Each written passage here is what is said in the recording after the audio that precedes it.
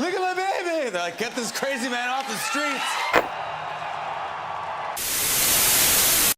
Congress today reauthorized funding for Facebook, the massive online surveillance program run by the CIA. According to Department of Homeland Security reports, Facebook has replaced almost every other CIA information gathering program since it was launched in 2004.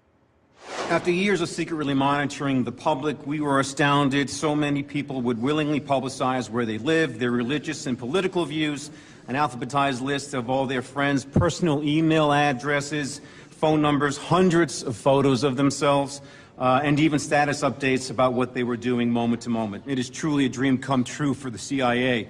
Much of the credit belongs to CIA agent Mark Zuckerberg, who runs the day-to-day Facebook operation for the agency. The decorated agent, codenamed the Overlord, was recently awarded the prestigious Medal of Intelligence Commendation for his work with the Facebook program, which he has called, quote, the single most powerful tool for population control ever created.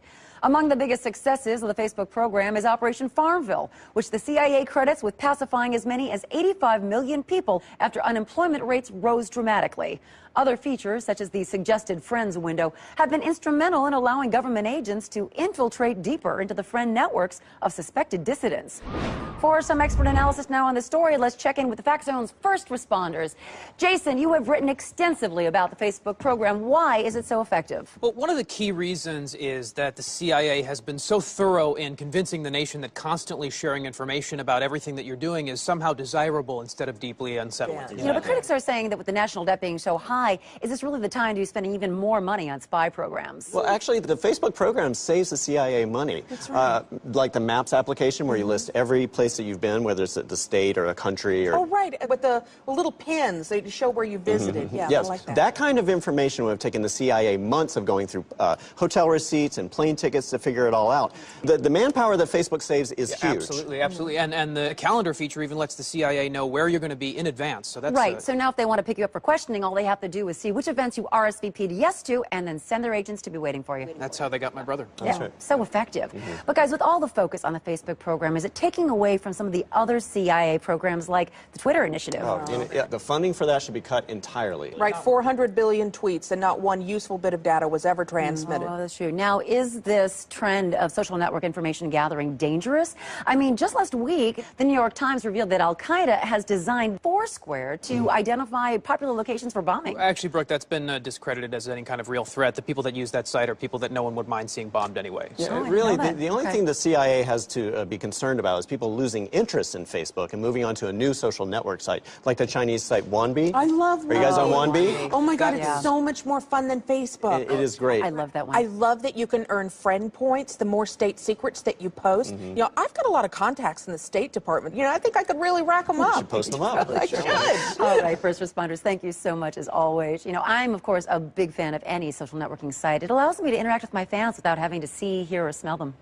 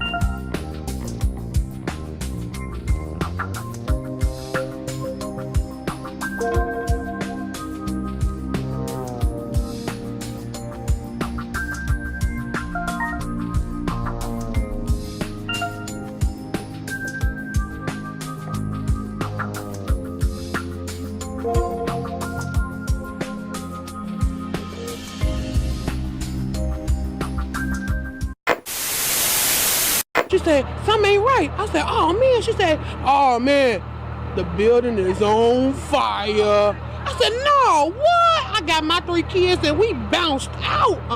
We ain't gonna be in no fire, not today.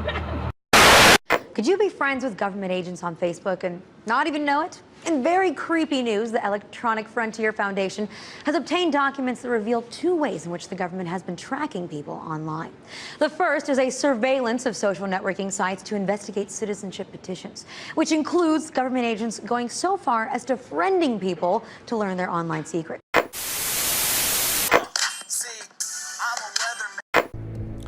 They logged on to reconnect with old school friends and maybe find new ones, only to discover they were giving away their private data. More Facebook users are quitting after realizing that its privacy policy has become confusing, time-consuming and controversial. Internet social networks, have they turned into a trap for the users? Andrew, you are not the father.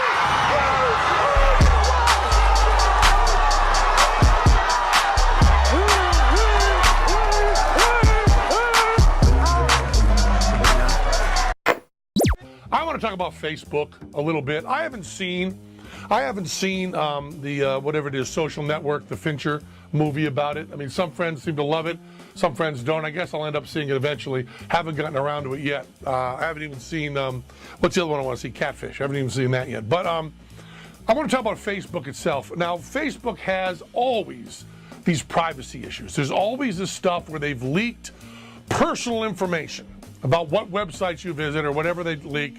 They've leaked it to some corporations, and corporations and advertisers could use this information to give you better ads. And people go crazy about this, and Facebook does this, and everybody gets mad at Facebook. Everybody should get mad at Facebook. But let me just tell you where we draw the line. And this is the thing that pisses me off so much. On Capitol Hill, senators who are in charge of privacy, supposedly, in their little committees, are talking about what should be done about Facebook, how Facebook should be controlled, what we should do to protect people's privacy on Facebook. Government people are talking about Facebook. If you need to understand Penn Jillette's libertarian point of view, as best I can tell it to you, it's this Facebook issue. The privacy issue is not in what Facebook has done. The privacy issue is in the government telling Facebook what they can do. It is not the government's business to protect your privacy from Facebook. Who gives a fuck? If Facebook does things that people don't like, everybody will leave Facebook and they'll go out of business. And the people who don't leave Facebook and stay there are okay with the privacy stuff. All you need here is free speech and free markets. We don't need to spend a fucking penny on our senators and congresspeople and Supreme Court worrying about Facebook's invasion of privacy. All we need is free speech so that people like the Huffington fucking Post can write stuff that says Facebook shouldn't be doing this. And then Facebook can send out a press release saying Facebook didn't mean to do this, we're really sorry. And then you decide. You decide at that moment, do I want Facebook to be able to make mistakes like this? Am I cool with it? Okay. Now I'd probably be cool with it because no one gives a fuck about me. No one is trying to find information about me. No one is sneaking around. I don't have secrets. I don't care. Other people do, and I respect that completely. So don't go on Facebook. Delete your account. Get the fuck off it. Either get off Facebook or get on it or stay in between and decide, but you do not need the government. You wash it in the washing machine. Made in Germany. You know the Germans always make good stuff. A man in Illinois was arrested by authorities after he was posting images on social media of himself desecrating the American flag. Well, get rid of Facebook, Google, and Dropbox. That was the advice given by Edward Snowden over the weekend.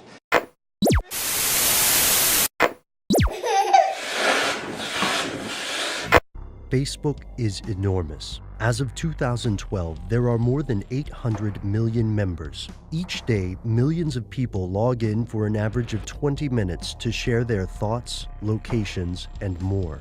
More than 1 million websites have Facebook integration and offer the ability to use your Facebook ID on their own sites. Whether you're a Facebook fan or try to avoid it completely, there's no denying this website is a runaway success. But for whom? Its most public face is founder Mark Zuckerberg, but some conspiracy theorists believe Facebook has another master, the US government. Here's where it gets crazy.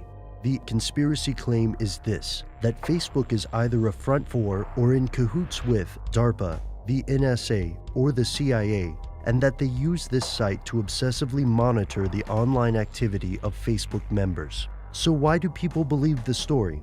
First, it's true that Facebook is a massive surveillance tool, but it's an opt-in, voluntary tool for advertisers. Facebook makes the bulk of its revenue by selling targeted advertising deals. Second, parts of the US government have already been caught taking dodgy steps with individual privacy. Consider that the NSA has been repeatedly criticized for amassing loads of data from cell phone companies without the knowledge or consent of cell phone users. With this in mind, it doesn't seem quite as unreasonable that a government agency might want access to Facebook data. So we have two indisputably true claims. But these two facts alone don't establish a conspiracy. There's no link. For theorists, that connection is found in the story of investors Peter Thiel and James Breyer. Both men invested when Facebook was in its infancy. Thiel, the founder of PayPal, gave Facebook $500,000 in 2004. Breyer came along in 2005. His venture capital firm invested around $12.7 million, and he personally invested $1 million. James Breyer was formerly a board member of a company called In-Q-Tel, which works to accelerate the intelligence community's access to cutting-edge technology. In-Q-Tel was originally associated with the CIA, and George Tenet, former CIA director, explains this relationship between the organizations in his book, At the Center of the Storm. In some ways, this seems like a case of guilt by association. Yet when this theory is discussed, Breyer is often trotted out as a key piece of evidence. There's no denying the information gleaned by Facebook from its users is valuable to a degree, and there's no question that the US government has been caught gathering private information without people's consent. But does that mean the government actually controls Facebook? With the evidence at hand, this seems like a bit of a leap. But here's the frightening thing. Facebook doesn't have to be controlled by the government to work with it.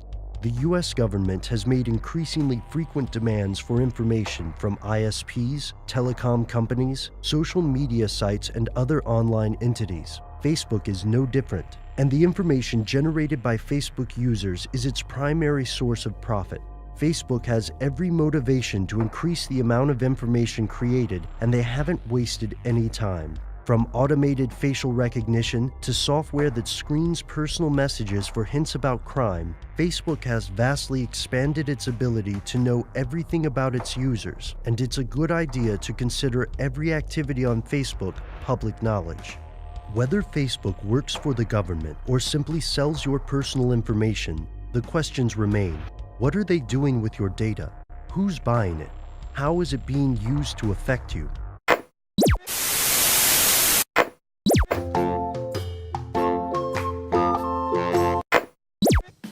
Facebook likes to point the finger at government for invading our privacy and censoring us.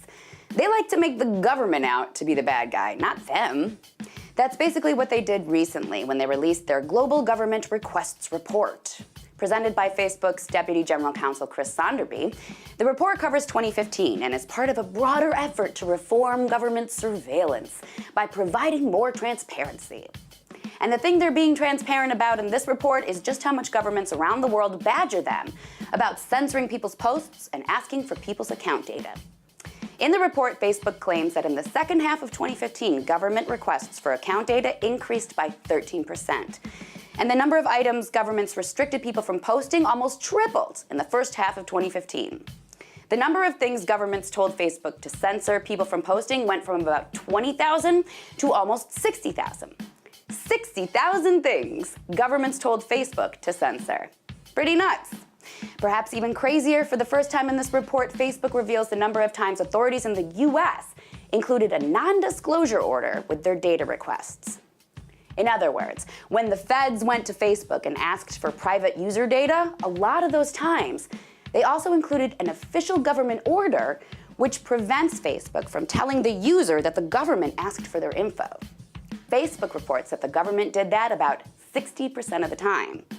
So not only is the government asking for more of our private information, it's also telling Facebook to keep it a secret when it does. So the whole report makes the government look like the bad guy in terms of censoring us and spying on us. But I don't know, I just find that a little hypocritical, coming from a company that slices and dices our information and sells it to every corporation under the sun. I didn't see the report called "All the People We Share Your Information With on a Daily Basis" from Facebook. So even though Facebook's new report makes the government out to be the bad guy, just remember to consider the source. In this case, the source is a corporation who sells every single bit of information about you to any bidder. So, who's the bad guy again? And they're not sending us their best and their finest. You heard my speech. How are you going to get Mexico to pay for a wall? You have people like we have. You're dopes. calling You him an can't. enemy, aren't George, you? George, Mexico does not like us. Mexico is not our friend. Mexico is the new China. 10 reasons not to trust Facebook. Number 10. Osama alert. Government agencies pay Facebook millions of dollars each year to secretly hand over user information. This includes photos, messages, and even deleted posts. Former NSA whistleblower Edward Snowden revealed the shocking extent of these exchanges in 2014. Facebook's covert involvement in the NSA PRISM program means it has no obligation to users to disclose what it is handing over. Documents revealed that a Facebook message about Al-Qaeda or even a joke about Osama bin Laden was enough to trigger the NSA surveillance software. Number 9. Social depressant.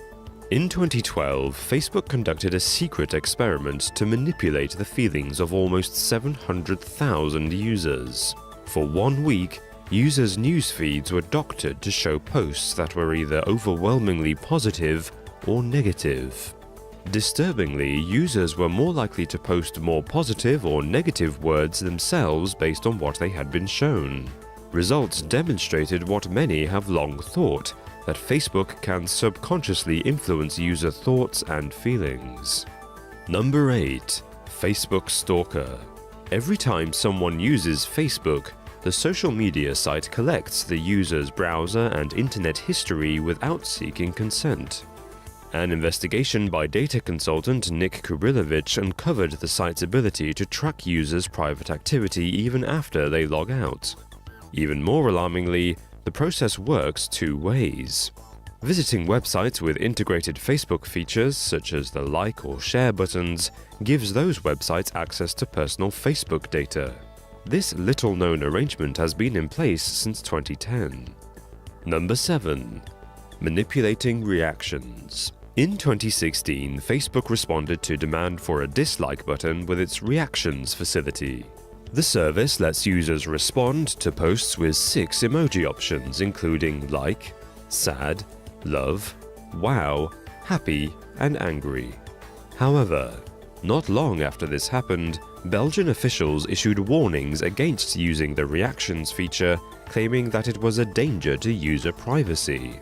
The officials warned that the service used the reaction feature to collect users' psychological data to sell on to advertisers, allowing Facebook algorithms to manipulate users into buying featured products when they are in good moods. Number 6. Shady MasterCard Deal. In 2014, Facebook signed a 2-year deal with MasterCard that gives the credit card company access to Facebook users' information, mined using the Priceless Engine technology. This engine technology collects highly sensitive data from Asia-Pacific and Australian Facebook users. This in turn helps MasterCard and banks drive sales by monitoring the effect of their marketing strategies on Facebook users. MasterCard is using the same technology to sell Facebook users' information to banks in order for the banks to target potential clients and borrowers more easily. Number 5. Facial recognition. Facebook's facial recognition tool uses advanced algorithms to identify users based on uploaded photographs. With over 200 million new photos uploaded to Facebook every day, its software is the most sophisticated of its kind in existence. However, this poses huge threats to individual privacy, with Facebook amassing the most comprehensive database of human faces in the world. Many technology experts, such as Dr. Joseph Attic, have raised concerns that Facebook's facial recognition will expose social media users to untraceable identity theft and stalking. Number 4. Facebook ad campaign. Unknown to most of us, any personal data users upload can be used as part of a Facebook ad. The site adverts feature information on brands and pages liked by friends to encourage those in their network to follow suit. Often they use profile picture thumbnails to entice a user's friends to brand pages and websites. These companies pay Facebook huge sums for the service. Unsurprisingly, users aren't even informed of their involvement, let alone compensated. Number 3. Money-grabbing scams. A 2014 investigation by the Next Web revealed that between 67 and 137 million Facebook accounts are either fake or duplicates. A more dangerous discovery is how these are being used. Many of these accounts post bogus status updates which announce dubious ways to get rich quick. As friends open these links, their information is swiped and used by umbrella companies to steal user identities and financial information. The 2016 Cisco security report identified at least 33,681,000 Facebook scams, making it the most common online attack method. Number 2. Withdrawal symptoms. In 2016, Facebook admitted that it had secretly run psychological tests on 20% of its users. The company deliberately crashed its Android app to monitor how long it would take before users gave up refreshing it. The experiment tested the loyalty of its users, following fears that growing competition between Facebook and Google might lead to its removal from the Google Play Store. Results found that Facebook is so ingrained in people's lives that there was no point during the experiment in which users stopped trying to access the site. But more worrying is the fact that users remained unaware that they were being experimented upon. Number 1. Facebook for President. In May 2016, former Facebook staff alleged that they were encouraged to exclude conservative news from the site's trending section. Trending news topics are selected by algorithms that identify recently spiking keywords. However, the former Facebook workers alleged that human teams override the algorithm and blacklist news items themselves in order to promote their own ideological beliefs. Staff were told to find information from liberal news sources and to suppress Republican updates even if they were trending among users. All right, time now is 8:17. Did you hear about this? Is Facebook playing another big brother? Some users are saying the social media site is really crossing the line with their new Messenger app.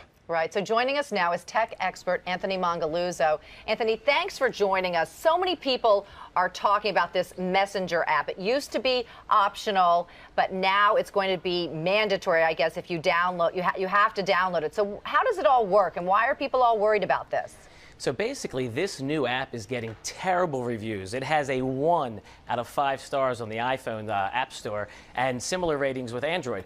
What the Messenger app basically does is you have to give away all of your privacy. You allow Facebook to look at your call list, your contacts, your text messages. It can even use your recording device and your camera device on your phone without even telling you. Okay, that's the thing that scared me the most. Take me through that. I'm holding my phone right now. Yep. And if I have this Messenger app, they can see what I see, or even worse, spy on me with what I'm doing? Hey, most of your phones nowadays have 2 cameras, the front camera and the back camera. So legally, you are giving them access to those cameras when you install this application. So some creepy guy in the San Francisco Bay Area at some place in Facebook can be looking live at what I'm looking at? I was going to say, don't even worry about San Francisco. Facebook is global. Around the world, they can look at you. And Anthony, the big concern is that people are going to download it because they want it on their phone so they can message friends on their phone, and they're not even going to really realize that they're giving up their privacy for this. Most people just click yes when it comes in, and the thing that's crazy to me is you already have text messaging. You could send pictures. Why do we need a Facebook messaging app when there's so many other ways to communicate? Well, we know what they're doing. These big social media sites, including Yahoo and Google, they want customer information because that's how they monetize things, by selling your personal information to advertisers to target you as a buyer. Exactly. They're going to, and again, they're going to know who you call, what text messages you say, what products you're talking about. For instance, I text you and say, hey, I want the new Nike Fitband. Well, then guess what? Facebook is going to start popping up some Nike Fitbands on my phone. Anthony, is this just only on your phone, though? It's not on your computer. Is that right? Well, the terms of service of Facebook are similar. So technically, if you have a recording device on your computer or any other devices that you're giving them access to, then absolutely. So the terms of service really govern our relationship with Facebook. So it sounds like we don't want this Messenger app at all. Chris and I were just talking about it. Sue Serio said Facebook at all. She downloaded it and then she realized and then got rid of it. Is she okay if now that she took it off? Good point. Yeah, once you take it off, you're fine. And the interesting thing is, this is going to drive people to other messaging applications such as WhatsApp app. And oh my goodness, guess who owns that? Facebook just bought them. Exactly. Well, it was like for $2 billion or something ridiculous. It was a little bit more than I have in my pocket. Yeah, it was up there. So do you think this is going to drive people off of Facebook altogether?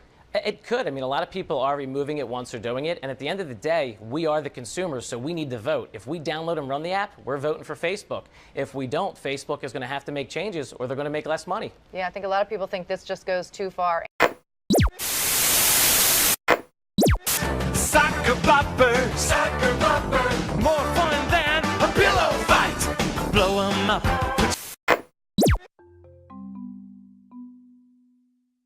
Facebook's trending section presents a list of personalized topics and hashtags that have recently spiked in popularity. But what if we told you Facebook's trending topics were actually curated by a select group to amplify or suppress certain topics? A former Facebook worker claims the trending news team routinely prevented conservative news topics such as CPAC and Mitt Romney from being included in the platform's headlines. Stories from conservative news outlets that organically surfaced via Facebook's algorithm would also be excluded until sites like the New York Times and CNN covered them too. A former Facebook news curator said, "Every once in a while, a red state or a conservative news source would have a story, but we would have to go out and find the same story from a more neutral outlet that wasn't as biased." The former curators also claimed they were directed to avoid including news about Facebook itself in the trending module. "When it was a story about the company, we were told not to touch it," said a former Facebook news curator. They even allegedly forced certain topics to trend, despite lower user engagement, by using an injection tool. Sometimes breaking news like the Charlie Hebdo attacks in Paris would be injected if people weren't sharing it on Facebook quickly enough. This was done to make Facebook seem like a place where people talked about hard news. These revelations undermine the idea that Facebook is just a neutral pipeline to deliver the news. Do you trust Facebook to deliver your news? Let us know what you think.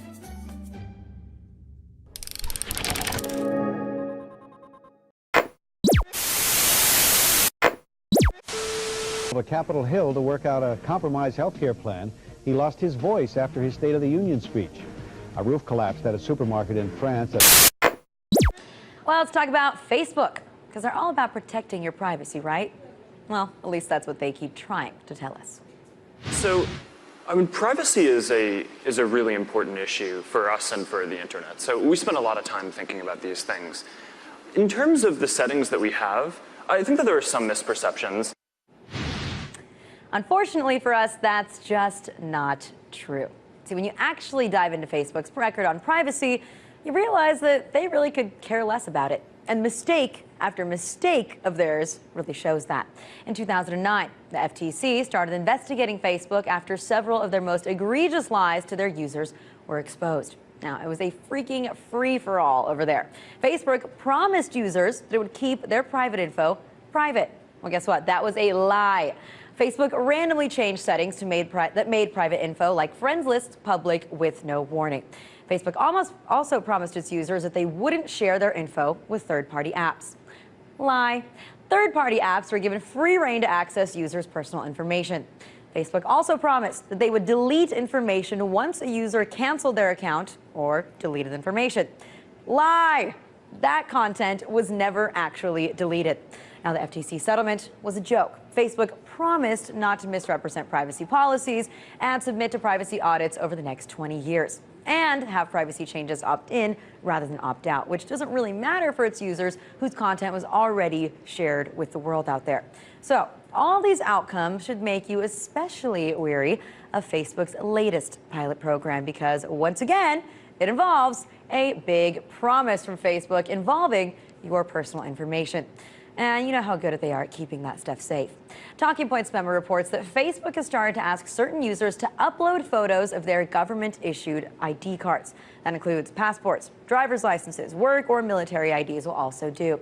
And it's all to test a new program which would verify new accounts, much like Twitter does. But best part here, drum roll please. They promise that they will permanently delete the ID information once this account has been verified. Right. Yet another promise. Another one that honestly I don't believe, because if Facebook history shows us anything, it's that Mark Zuckerberg is usually crossing his fingers all the way to the bank.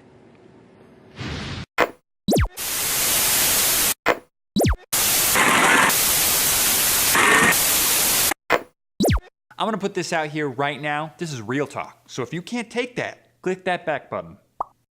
If not, you're welcome to leave your opinion in the comments below. This is not some juvenile act of rebellion to garner attention. This is a carefully thought out strategic move from my personal and professional life to show the powers that be that I still have a voice and it's worth protecting. So what am I doing exactly? I'm deleting Facebook from my life.